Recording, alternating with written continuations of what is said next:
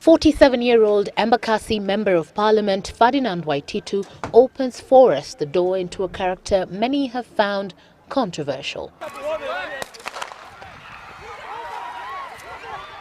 Rowdy, crude even.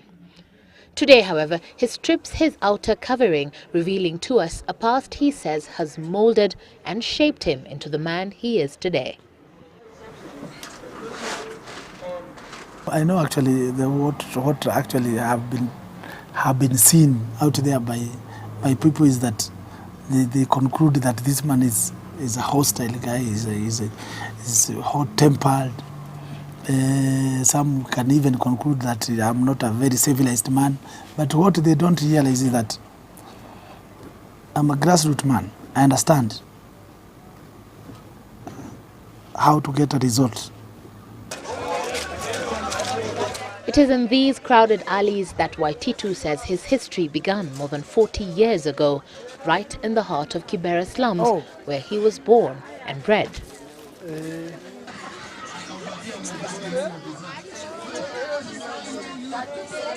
So how do you feel, coming back and finding out that most of the things haven't changed? Have things changed since you last lived here? Not much. Not as such. Yeah, not as such. I think it was the same way. In fact, it has improved because you can see there's some element of electricity. Yeah. And as we go over the landmark that is the Kibera slum by night,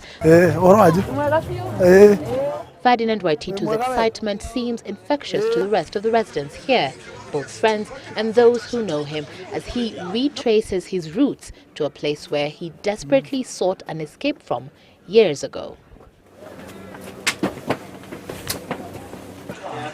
Hii ndio nyumbani sasa. Pale nimelelewa. Unaona?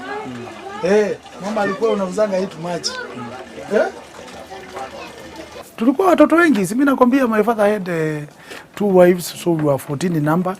Around that time we were about 10 children who were here.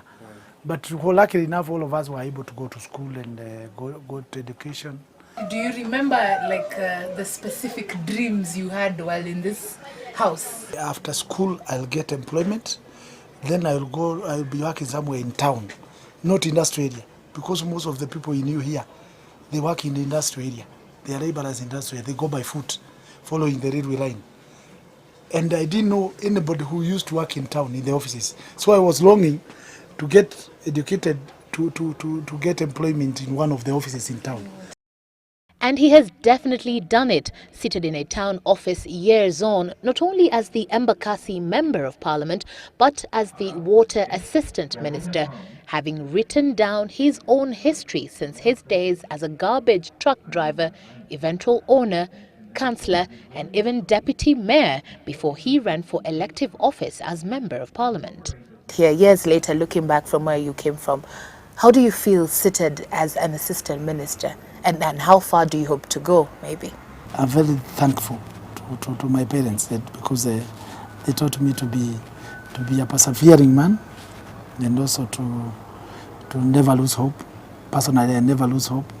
You're an aggressive person, but people usually, there's a bit of controversy over your aggression and how you show out or you express your views. Do you think that your aggression is used positively, maybe to influence or to make sure that some things are happening the way you want them to? In Embakasi, you cannot succeed when you are a very soft man, because you are dealing with difficult situations. You have to be strong. Yes, I've been a boxer for all this time. No, my nature is that I don't fear men, isn't it? So anything that can be solved by confronting another man, and that is the solution, I do exactly that, because I want that to succeed and get the result. Believe me, from that day, when people try to take public land in Embakasi, they are told, you, Waititu will catch up with you.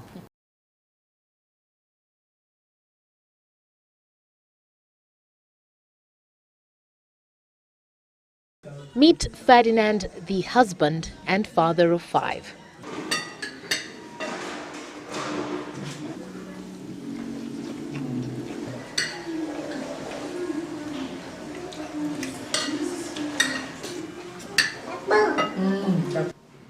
So what does his family think of their breadwinner's other side?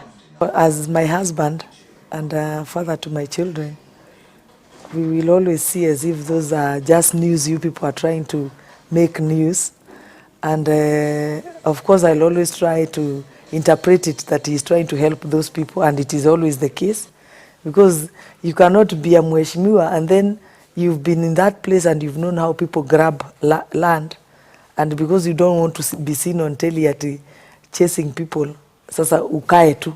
I found it funny, but yes, it was okay. I found it funny.